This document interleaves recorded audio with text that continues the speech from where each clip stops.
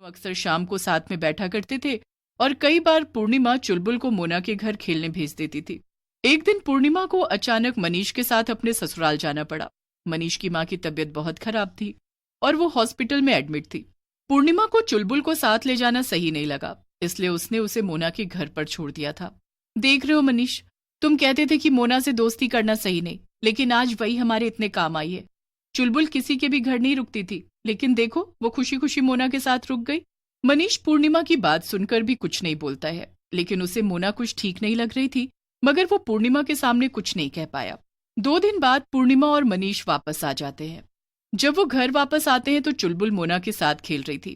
चुलबुल बेटा आओ, देखो मम्मी पापा वापस आ गए हैं। मगर चुलबुल मनीष की आवाज को एकदम अनदेखा कर देती है। चुलबुल फिर से कुछ नहीं बोलती है। मनीष को चुलबुल का ऐसे चुप रहना पसंद नहीं आता है और वो उसे लेकर घर चल पड़ता है, मगर चुलबुल अपना हाथ छुड़ाकर मोना के पास भाग जाती है। पूर्णिमा और मनीष दोनों ही ये सब देखकर हैरान रह जाते हैं। जल्दी यहाँ से चलो चुलबुल, वरना अच्छा नहीं होगा।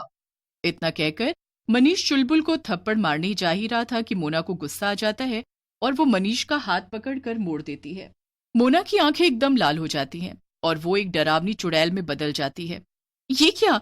ये तो एक चुड़ैल है। अरे कोई बचाओ मेरी बेटी को इससे।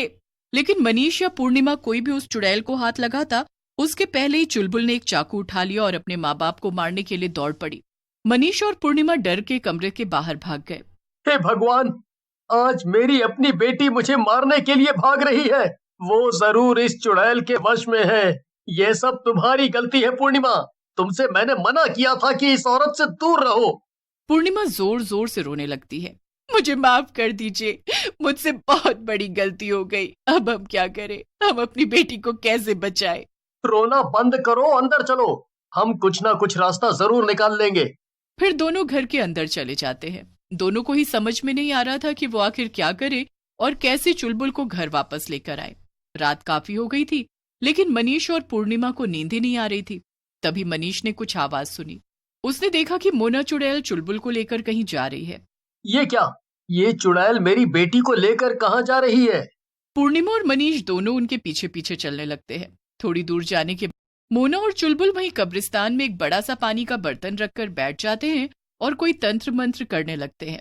अरे ये चुड़ैल मेरी बेटी से क्या करा रही है? मैं इसे अभी रोकती हूँ। नहीं पूर्णिमा, रुक जाओ, मुझे देखने दो कि आखिर यहाँ पे हो क्या रहा है। मनीष ध्यान से सब कुछ देखता है और पूर्णिमा को लेकर घर आ जाता है। अरे ये क्या?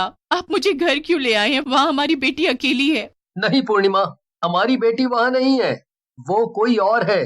क्या? ये आप क्या बोल रहे हैं? ये भला कैसे हो सकता है? मैंने उसे देखा, वो हमारी ही बेटी तो थी।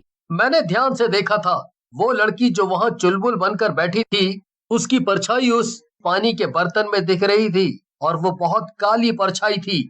वो हमारी बेटी नहीं हो सकती है, जरूर वो कोई और है। मुझे तो कुछ समझ ही नहीं आ रहा है कि आप कहना क्या चाहते हैं। कल तक का इंतजार करो, कल तुम्हें सब कुछ समझ आ जाएगा, सब्र रखो। इतना कहकर मनीष और पूर्णिमा दोनों सोने चले जाते हैं। अगले दिन मनीष एक बहुत बड़े साधु बाबा को घर लेकर आता है और सारी बातें बताता है। मैं सब समझ गया हूँ। वो चुड़ैल बहुत खतरनाक है और वो अकेली नहीं है। वो काला साया और कोई नहीं, बल्कि उसकी बेटी है और वो अपनी बेटी को फिर से जिंदा करना चाहती है।